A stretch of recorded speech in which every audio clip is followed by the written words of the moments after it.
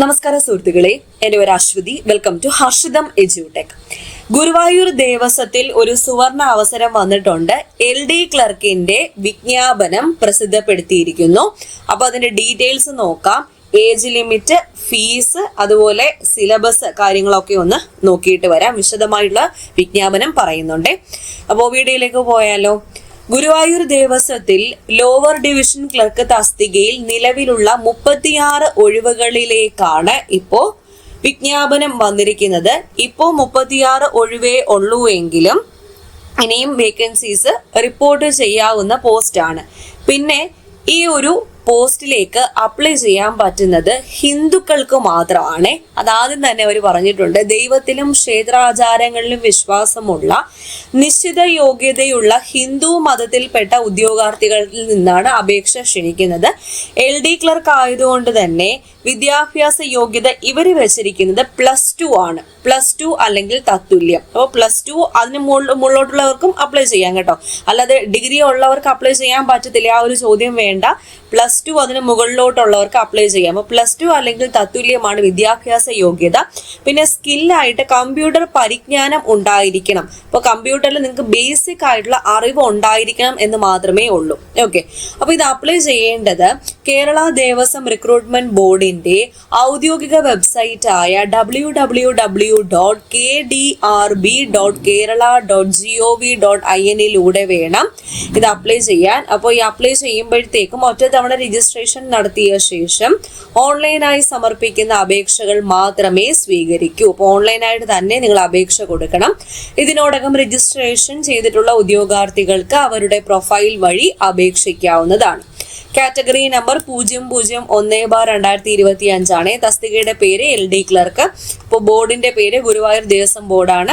ശമ്പള scale LD ക്ലർക്കിന്റെ അതേ ശമ്പള സ്കെയില് തന്നെയാണ്. 26,500 മുതൽ 60,700 വരെയാണ്. വിദ്യാഭ്യാസ യോഗ്യത +2 അല്ലെങ്കിൽ തത്തുല്യം. അതിന്റെ കൂടെ കമ്പ്യൂട്ടർ പരിജ്ഞാനം, ബേസിക് ആയിട്ടുള്ള കമ്പ്യൂട്ടർ നോളജ് ഉണ്ടായിരിക്കണം. നിലവിൽ എത്ര ഒഴിവുണ്ടെന്ന് തന്നിട്ടുണ്ട്? 36 ഒഴിവുണ്ടെന്ന് തന്നിട്ടുണ്ട്. നേരിട്ടുള്ള നിയമനമാണ്.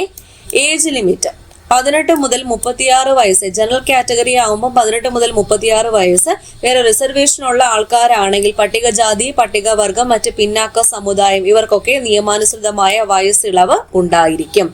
ഇനി ഫീസ് 500 രൂപയാണ് കേട്ടോ ഫീസ്. അപ്പോൾ അത് ജനറൽ കാറ്റഗറി ആയാലും ജനറൽ EWS ആയാലും OBC ആയാലും 500 രൂപയാണ് ഫീസ്. ഇനി SC/STക്ക് വരുന്നത് നേർപകുതി 250 രൂപയായിരിക്കും ഫീസ്. അപ്പോൾ ഈ ഫീസ് അടയ്ക്കേണ്ടത് കേരള ദേവസ്വം റിക്രൂട്ട്മെന്റ് ബോർഡിന്റെ അപേക്ഷ സമർപ്പിക്കുന്നതിനുള്ള വെബ് പോർട്ടലിലെ പേയ്മെന്റ് ഗേറ്റ്വേ വഴിയായിരിക്കണം ഫീസ് അടയ്ക്കേണ്ടത്. ഓൺലൈനായിട്ട് ഫീസ് അടയ്ക്കണം.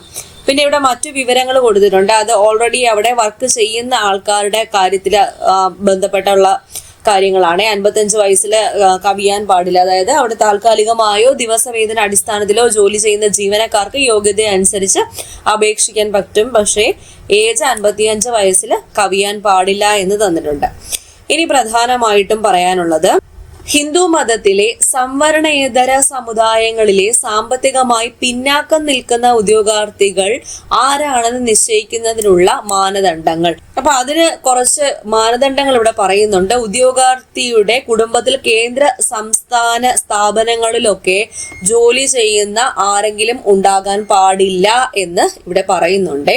ഇപ്പോ സർക്കാരിലെയോ പൊതുമേഖലാ സ്ഥാപനങ്ങളിലെയോ സഹകരണ മേഖലയിലെയോ സംസ്ഥാന സർക്കാരിൽ നിന്നും ധനസഹായം ലഭിക്കുന്ന സ്വയംഭരണ സ്ഥാപനങ്ങളിലെയോ കേന്ദ്ര സംസ്ഥാന സർക്കാരിൽ നിന്നും തദ്ദേശ സ്വയംഭരണ സ്ഥാപനങ്ങളിൽ നിന്നും റെഗുലർ ജീവനക്കാരൻ ഉണ്ടായിരിക്കരുത് എന്ന് പറയുന്നുണ്ട്. എന്നാൽ ഈ വ്യവസ്ഥ മേൽപ്പറഞ്ഞ സ്ഥാപനങ്ങളിലെ പാർട്ട് ടൈം ജീവനക്കാർക്കോ താൽക്കാലിക ജീവനക്കാർക്കോ ബാധകമല്ല.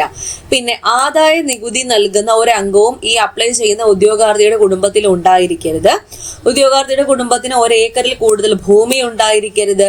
ഉദ്യോഗാർത്ഥിയുടെ കുടുംബത്തിന്റെ മാസ വരുമാനം എല്ലാവിധ സ്രോതസ്സിൽ നിന്നുമായി 25,000 രൂപയിൽ കവിയരുത്. അങ്ങനത്തെ ഒക്കെ മാനദണ്ഡങ്ങൾ ഇവിടെ തന്നിട്ടുണ്ട്.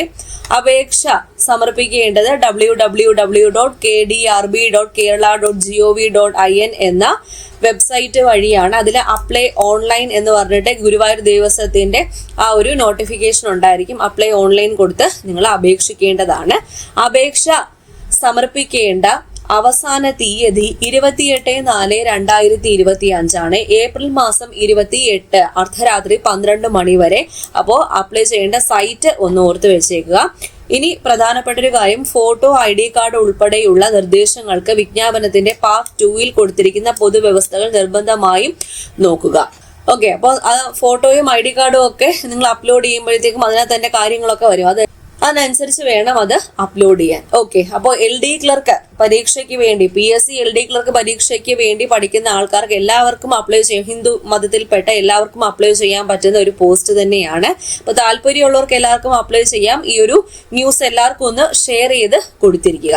അപ്പോൾ നമ്മുടെ ടെലഗ്രാം ചാനൽ ജോയിൻ ചെയ്യാത്തവരുണ്ടെങ്കിൽ ഫസ്റ്റ് കമന്റ് ഒന്ന് ചെക്ക് ചെയ്തേക്കണേ. ലിങ്ക് ഞാൻ പിൻ ചെയ്ത് വെച്ചിട്ടുണ്ട്. അടുത്ത ക്ലാസ്സിൽ വീണ്ടും കാണാം.